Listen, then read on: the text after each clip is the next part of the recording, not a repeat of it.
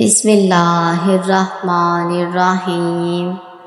یہ سفر معراج کا پہلا مرحلہ تھا جو مسجد حرام سے شروع ہو کر بیت المقدس تک طے ہوا۔ اس کے بعد سفر کا دوسرا مرحلہ شروع ہوا اور حضرت جبرائیل علیہ السلام آپ صلی اللہ علیہ وآلہ وسلم کو لے کر آسمانوں پر چڑھنا شروع ہوئے۔ آسمانوں پر ہمارے آقا حضور اکرم صلی اللہ علیہ وآلہ وسلم جب تشریف لے گئے تو ہر آسمان پر باقاعدہ دستک دی جاتی۔ دروازے پر مامور فرشتہ تعارف کرانے کو کہتا، ان حضرت صلی اللہ علیہ وآلہ وسلم کی آمد کا سن کر پوچھتا کہ اللہ کے حکم سے آئے ہیں یا خود تشریف آوری ہوئی ہے۔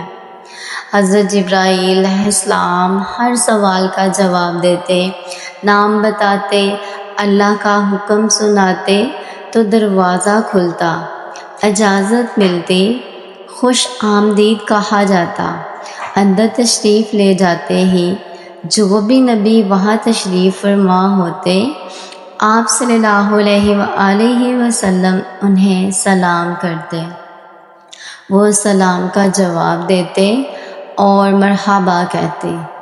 پہلے آسمان پر حضرت آدم علیہ السلام، دوسرے پر حضرت یحییٰ علیہ السلام، عیسیٰ علیہ السلام، تیسرے آسمان پر حضرت یوسف علیہ السلام، چوتھے پر حضرت ادریس علیہ السلام، پانچویں پر حضرت ہارون علیہ السلام، چھٹے آسمان پر حضرت موسیٰ علیہ السلام اور ساتویں پر حضرت ابراہیم علیہ السلام سے ملاقات ہوئی۔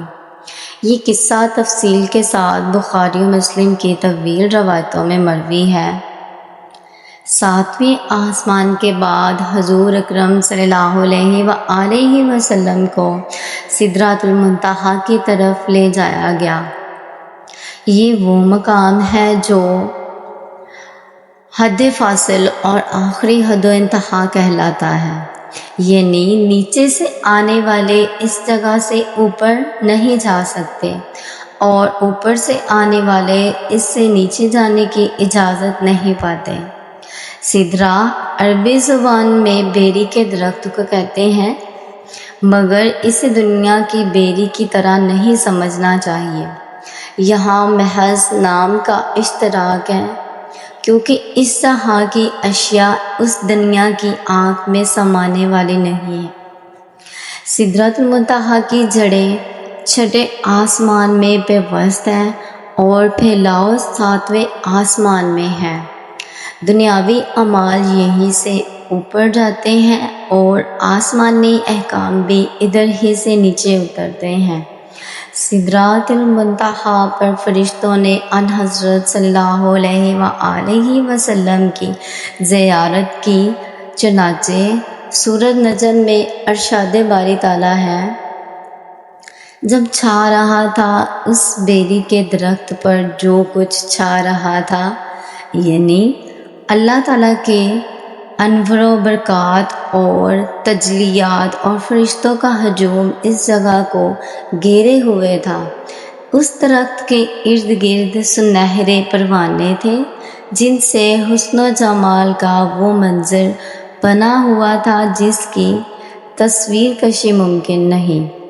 بخاری شریف کی روایت کے مطابق سدرۃ المنتہا پر 4 نہریں ہیں، 2 اندر کی جانب جو جنت کو جا رہی ہیں اور 2 باہر کی جانب جن کا رخ دنیا کی طرف ہے، اور یہ نیل و فرات ہے۔ اس کے بعد آپ صلی اللہ علیہ وآلہ وسلم کو حوض کوثر دکھایا گیا جو 7ویں آسمان کی بالائی سطح پر ہے۔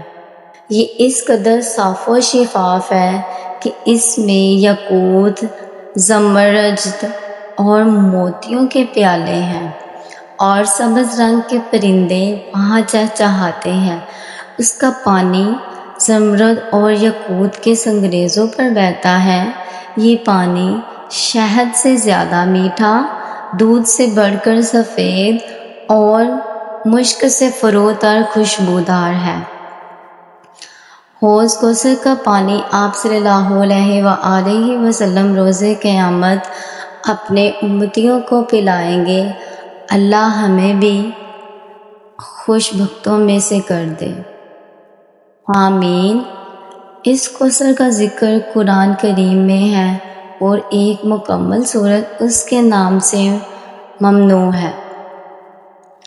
شب معراج میں آپ صلی اللہ علیہ وآلہ وسلم کو بارگاہ الہی سے 2 تحفے ملے، ایک سورۃ بقرہ کی آخری 2 آیتیں اور دوسرا نماز کی فرضیت۔ اس وقت 50 نمازیں فرض کی گئیں، مگر حضرت موسیٰ علیہ السلام کے مشورے پر کہ لوگ ادا نہیں کر پائیں گے، بار بار تخفیف کرائی گئی اور کم ہوتے ہوتے تعداد 5 رہ گئی۔ جب حضرت موسیٰ علیہ السلام نے 5 میں بھی تخفیف کرانے کی رائے دی تو حضور صلی اللہ علیہ وآلہ وسلم نے فرمایا کہ اب مجھے شرم آتی ہے، چنانچہ اللہ تعالیٰ کی جانب سے ارشاد ہوا کہ ہم ان 5 نمازوں پر ثواب 50 کا عطا فرمائیں گے، جو ایک نیکی لے کر آئے اسے 10 گنا بڑھا کر اجر ملے گا۔